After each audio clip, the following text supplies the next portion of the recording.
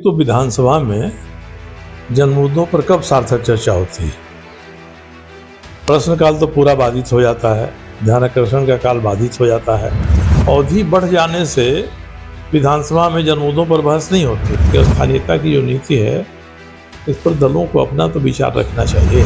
मुख्यमंत्री ये हमारे स्वास्थ्य मंत्री नौजवान हैं और बुलक्कड़ भी हैं, बोलते भी रहते हैं। आगामी 1 अगस्त से झारखंड विधानसभा में मानसून सत्र प्रारंभ होने वाली है। कई मुद्दों को लेकर इस बार भी बहस होगी विपक्ष और पक्ष के बीच। हमारे साथ मौजूद है विधायक जदयू से सरयू राय जी।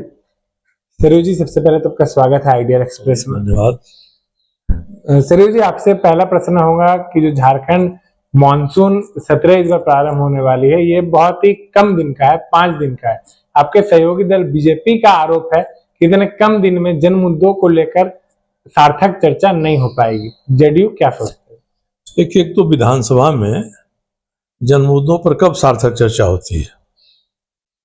प्रश्नकाल तो पूरा बाधित हो जाता है, ध्यानाकर्षण का काल बाधित हो जाता है।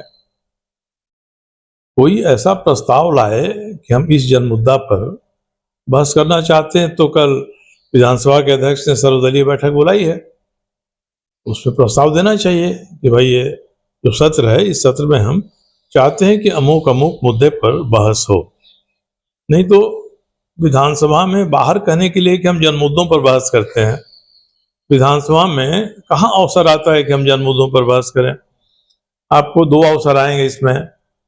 एक तो अनुपूरक बजट रखा जाएगा, उसमें आप अपनी बात कह सकते हैं, उसमें सबको स्पीकर समय देते हैं, सब अपनी बात कह सकता है। तो और जहाँ तक सत्र कम अवधि होने का सवाल है, अवधि बढ़ जाने से विधानसभा में जन मुद्दों पर बहस नहीं होती है। विधानसभा में सरकार के पास जितना काम है उस काम के हिसाब से सरकार विधानसभा की अवधि निर्धारित करती है। और मैं तो कई वर्षों से देख रहा हूँ कि जो पावस सत्र है, मानसून सत्र है, 5 दिन 6 दिन 4 दिन क्या ही अवधि रहती है। इसलिए अब इस पर कोई सवाल उठाने का मतलब नहीं है। विधानसभा की बैठक साल में 3 बार बुलानी जरूरी है, क्योंकि संविधान कहता है कि 2 बैठक के बीच में 6 महीना से अधिक का गैप नहीं हो सकता है। 3 बार बुलाना है। अगर ये नहीं रहता तो ये सरकारें एक ही बार बजट सत्र बुलाती, बाद में बुलाती ही नहीं। तो अब इसमें मुझे नहीं लगता है कि इस पर कोई विवाद करने का अर्थ है। सभी सरकारों में ऐसा होता रहा है, यह सरकार भी कर रही है तो कर रही है। स्थानीय नीति का मुद्दा चुनाव के समय खासकर लगातार गर्माहट का विषय बना हुआ था, लेकिन वर्तमान समय में आप भी देख रहे होंगे किस प्रकार से झारखंड सरकार स्थानीय नीति को लेकर मौन है। क्या लगता है विधानसभा सत्र के दौरान आप लोग उठाएंगे सवाल, आप लोग सहयोगी दल बीजेपी सवाल को उठाएगी? ये मुद्दे जो हैं, इनके लिए कोई विधानसभा सत्र का इंतजार थोड़ी करता है। विधानसभा सत्र में नहीं है तब भी बाहर इन मुद्दों को उठाया जा सकता है। बाहर में किसी ने उठाया तो नहीं अब तक। तो हम जो मुद्दा है उसको सहेज के हम बक्सा में बंद करके रखेंगे कि चलो विधानसभा का सत्र होता है तब निकालेंगे और तब उठाएंगे। स्थानीय नीति पर कोई दल, कोई व्यक्ति चाहता है कभी भी सरकार से सवाल पूछ सकता है, आग्रह कर सकता है, धरना कर सकता है, प्रदर्शन कर सकता है। और ये नहीं हो रहा है। इसलिए विधानसभा का सत्र आहूत हो गया तो सारी समस्याएं 4 दिन 5 दिन में हम सुलझा लेंगे, ये संभव नहीं होता है। इसलिए मुझे लगता है कि स्थानीयता की जो नीति है इस पर दलों को अपना तो विचार रखना चाहिए। भारतीय जनता पार्टी की सरकार थी, रघुवर दास जी मुख्यमंत्री थे, तो एक नीति बनी थी कि भाई जो 1985 के पहले से रहने वाले लोग हैं, हम मानेंगे कि वो स्थानीय हैं। तो इसी को लागू करने की बात भारतीय जनता पार्टी जोर शोर से कहती, तो इस नीति को ही रखिए, इसको बदलिए मत। तो एक बात होती तो सवाल उठे विधानसभा में। और जो सरकार है इस बारे में, सरकार केवल जनता की संवेदना से खिलवाड़ करती है। इसमें विधानसभा से पारित हो गया प्रस्ताव 1932 का खतियान हम लागू करेंगे, वो पारित हुआ, पारित होकर रह गया, कोई होता तो नहीं उसे बात।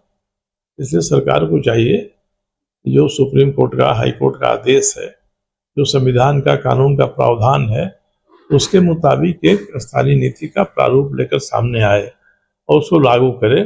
कोई भी नीति बनती है, वैसा नहीं है कि 100% लोग उसका समर्थन ही करेंगे। तो सरकार को देखना चाहिए, विरोध होगा तो होगा, मगर हम महसूस कर रहे हैं कि ये नीति सही है तो हम माने कि सही है, और नहीं सही है तो पहले जो नीति एक बार घोषित हो चुकी थी उस नीति को ही आप मान लीजिए। तो जी एक महत्वपूर्ण सवाल रहेगा, जेडीयू के एकमात्र विधायक हैं आप, विधानसभा मानसून सत्र के दौरान आपके अनुसार कौन से मुद्दे हैं जिसको आप लेकर चलिएगा?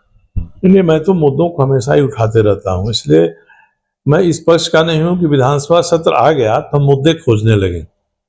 यह विधानसभा सत्र में पहली पाली में प्रश्नोत्तर होता है, ध्यानाकर्षण होता है, शून्यकाल होता है, इसमें कोई मुद्दा उठाने की बात नहीं होती है।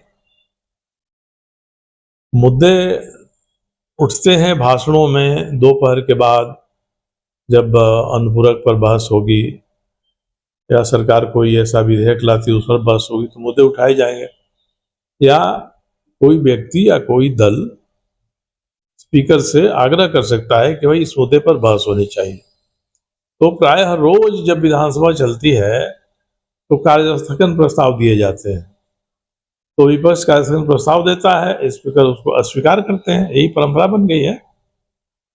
मगर इसके लिए हम एकजुट होकर, या कार्यमंत्रणा समिति विधानसभा की होती है, उस कार्यमंत्रणा समिति में बैठकर सबको राजी करा के हम मुद्दे तय करें। हमारी नज़र में कोई ऐसा मुद्दा नहीं है जिसके लिए विधानसभा का इंतजार करना चाहिए।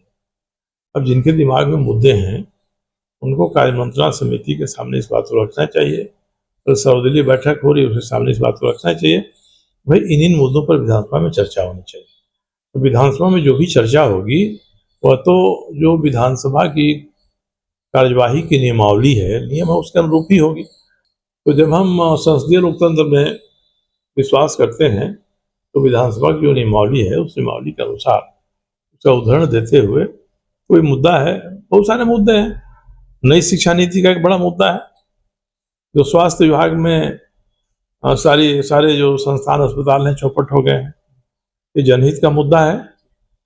अब मुख्यमंत्री जी विदेश गए थे, उद्योग नीति उनकी क्या है और कैसे उद्योग आएंगे, यह एक मुद्दा है।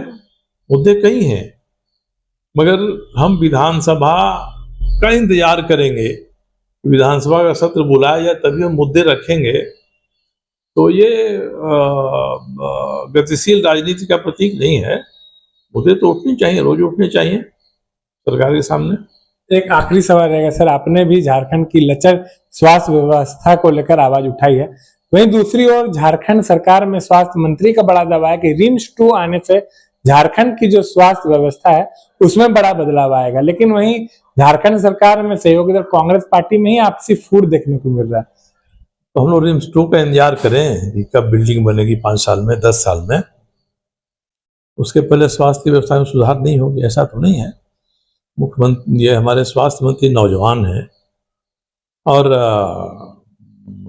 बोलक्कड़ भी हैं, बोलते भी रहते हैं। मुझे लगता है कि जरूर ये ध्यान में रखे होंगे कि हमारी क्या प्राथमिकताएं हैं, तो जब बहस होगी अनुपूरक कार्य पर प्राथमिकताएं सामने आएंगी। मैं मंत्री के नाते किसी एक व्यक्ति का आलोचना करना मुनासिब नहीं समझता हूँ, मगर जो कमियां हैं, मेरी भी शिकायत उनसे है कि पिछले 5 वर्षों में मैंने जो स्वास्थ्य विभाग के भ्रष्टाचार के मामले उठाए हैं उन पर तो कोई कार्रवाई होना चाहिए। अब स्वास्थ्य विभाग ने तो मेरे ही ऊपर मुकदमा दायर करके रख दिया है, मैं तो मुकदमा लड़ रहा हूँ कचहरी में स्वास्थ्य विभाग के साथ। इसके बावजूद मेरे मन में कोई तल्खी मंत्री को लेकर विभाग के प्रति नहीं है। अब हमको ठोस तथ्य के आधार पर बात करनी चाहिए। रिम्स है, MGM अस्पताल है जमशेदपुर में, और मेडिकल कॉलेज अस्पताल में, इनमें क्या कमियां हैं। वो देखते हैं कि यहाँ जो पद हैं सारे के सारे नीचे के पद रिक्त हैं, खाली हैं। तो केवल बिल्डिंग बन जाएगी तो बिल्डिंग तो इलाज नहीं करेगी।